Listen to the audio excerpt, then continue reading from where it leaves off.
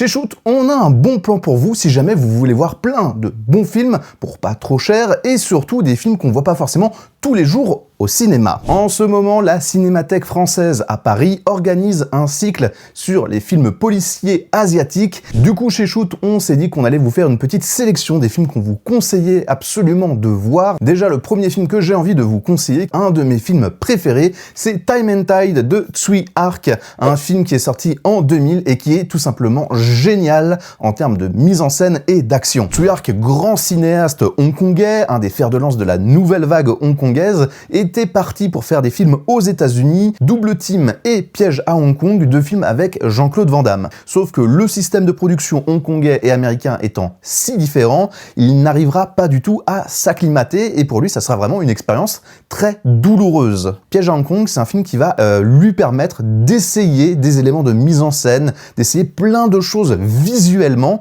et c'est en fait presque une tentative qui va lui permettre d'accomplir un film beaucoup plus intéressant qui est le fameux Time and Tide. Time and Tide, c'est un vrai bijou. Déjà, moi, comme je vous l'ai dit, c'est un de mes films préférés et je trouve que c'est un des films d'action les plus fous que j'ai jamais vu et que je vous conseille énormément. Le deuxième film que j'ai envie de vous conseiller, et en fait, il s'agit de deux films, c'est The Raid. Du coup, numéro 1 et The Raid numéro 2, tous les deux réalisés par Gareth Evans. The Raid, c'est un film complètement fou visuellement, avec des scènes d'action complètement débridées. On est vraiment juste après la révélation de Hong Bak et c'est un film qui va permettre d'avoir une mise en scène au niveau de l'action complètement folle. Ça va s'inspirer du jeu vidéo, ça va s'inspirer du cinéma hongkongais et c'est un film complètement fou. Le deuxième, c'est un film qui est très différent parce qu'on n'est plus dans un film conceptuel, on n'est plus dans un huis clos. Je ne préfère pas trop vous en dire, je préfère que vous ayez vraiment la surprise pour celui-là. Le troisième film, c'est City on Fire qui vient récemment de ressortir au cinéma, film de Ringo Lam, un film très important dans la carrière de ce réalisateur et dans